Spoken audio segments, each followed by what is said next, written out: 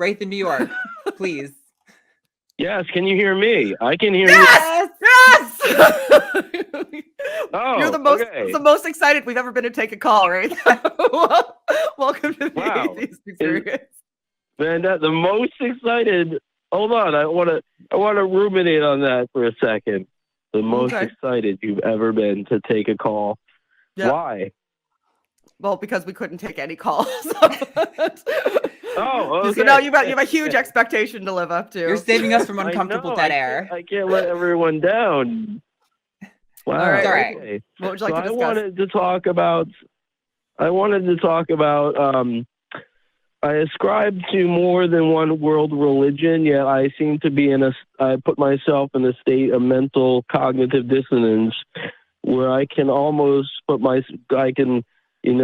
become an atheist or an agnostic or a total believer in more than one polytheistic, monotheistic, amalgamistic religious sort of kind of belief structure. And I'd like to talk about also Luciferian Satanism, and if you guys thought it was a good, religion as far as offering any sense of good ethical, moral structure. Well, let's take one item at a time. So let's pick one topic for the call. So let's go with what I think is the most interesting. Okay, what do you think is the most interesting, Shannon Q? Did you say that you subscribe to multiple theistic views simultaneously? Is that what you're saying? But you have dissonance about it? For the most part, yes. So do you believe the tenets of each of those individual faiths is true simultaneously? So, like, if you subscribe to Taoism and Hinduism and some form of monotheism, you would think that those all are correct and non-contradictory? To a certain degree, if you add in if you add in what I like to call the fragmentation theory of religion, of the text, if you know and go into it with the assumption that the text that you're already reading, since they're so old and come from copies upon copies of manuscripts, that those texts are probably fragments of the whole truth that they were believing back in those times anyway. Why would you ascribe it a truth value? How do you get to a truth value, though? Well, I mean, kind of like, it's very easy, like when you mention the Tao, I mean, the Tao is not necessarily a religion, more of a set of beliefs, right. And when you say you can't understand suffering without joy, I think that's pretty evident as truth, wouldn't you say, or would you disagree?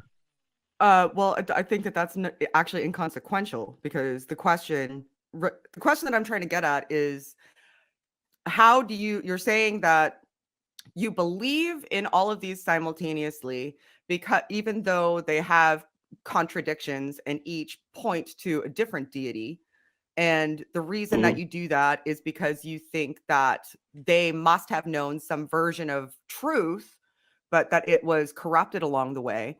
But that in and of itself is a claim to truth. So you're ascribing it a truth value without any evidence aside from you just making this sort of intuitive assertion that you think it seems like it must be truth. So how do you determine what is or isn't true? Okay, well, I hear and understand what you're saying. But, when we're understanding that for the most part, religions are claiming supernatural realities to be true, not necessarily scientific realities. And since even though those supernatural claims can tend to make claims on the scientific world that we live in, and the natural world that we live in, however, when those religions are mostly making claims about the afterlife and what we do in this life and how we get to the afterlife, those things offer us a good reason to believe and why we should believe, and based on the hope. So it's not necessarily a matter of truth; it's a matter of what we believe, why, and so it's not truth. You know what I mean? I think I'm understanding. I don't see that. I see it as a misnomer. You see, well, you said that you believe that there's a degree of truth in it, but now you're saying that it doesn't matter if it is or isn't true because it's about reward and consequence. So you Pascal wagered your way kind of away from actively saying, well, I believe it's true and I can demonstrate that it's true, to, well, I would like it to be true because there's a reward involved if it is true. So best I act as though it's true in order to garner that reward. Not necessarily act as though it were true, but believe and hope, if you can, as though it were true. Because I think, I've been struggling with for a long time now the idea of my own immortality and trying to put death and the state of death into words. Okay. And I think that, if you believe that that the state of death is being in a state where you will not know that you are not. And but right the moment before you die, you will know that you are about to be in that state. In the moment before you die, you can know that all space, time, and matter will exist beyond that point in time.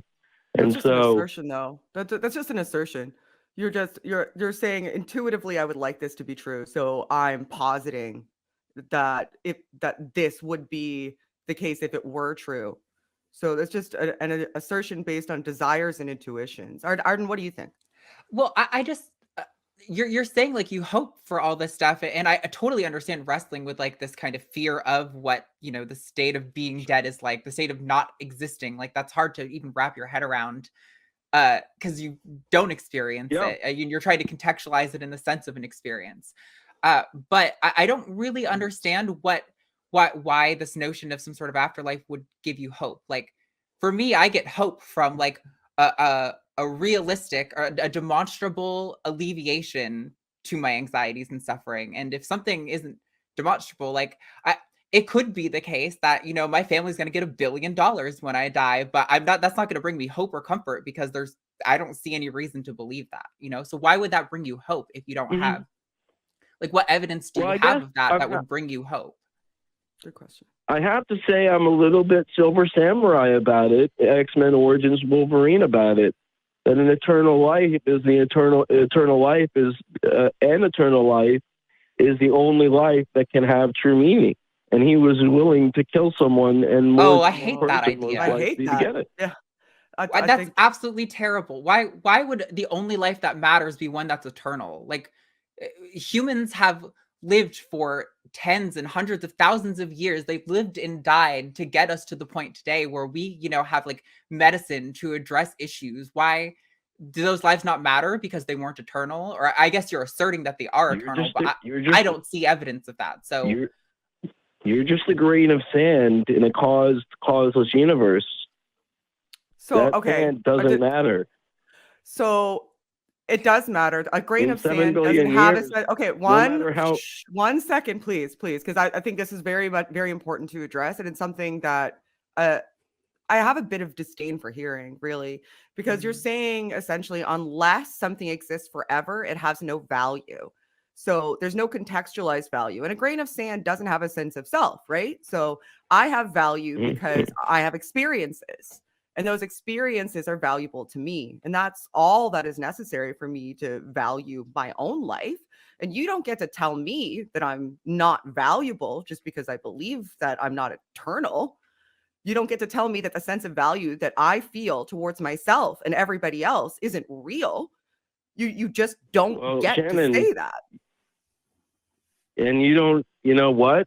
Believing that I'm a meaningless, nothing grain of sand. Why do you believe that you're meaningless? I have no heirs. Because rarity is value. And I get told that on a constant daily basis.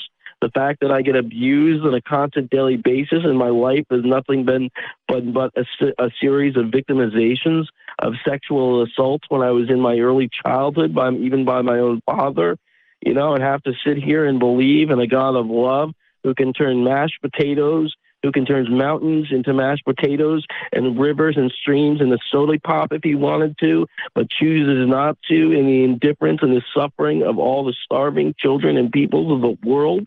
Wraith, I hear and respect that you were willing to share that with us. And I hope that you find value in yourself without needing to contextualize it for eternity, because it sounds like that's something that would be important for you to live a better version of the life that you have now, and would be more beneficial than seeking to find value after this is over. So I sense that this is going to an emotional place for you, and that broadcasting those emotions on a public forum is not necessarily something that would be beneficial for you. So we are going to let you go. Why but not? we are I going give you to full permission. Why not? I give you full permission. So I speak in a passionate vernacular. Wraith. Is it not? Wraith, Is it wrong to speak in the common tongue? No, it's not. This isn't about consent. This isn't about you giving consent. This is about you bringing up something that's an incredibly emotional experience. And this is something that many, many people will view. And you don't necessarily understand the impact of that in this moment. And we appreciate speaking to you. But I am going to let you go so that you can just kind of ruminate on the conversation. And I'm hoping that you will utilize some resources that are available, things like freedom from religion or other therapeutic avenues, so that you can get professionals to help you contextualize these things that happen so that you can have a better current existence. Okay? All right. Thank you, Wraith. All right. Awesome. Oh, that's heartbreaking. All right. Before we take Yeah. another call, we do hate to interject with this after something like that. If you are somebody who is feeling that way, we do want to talk to you.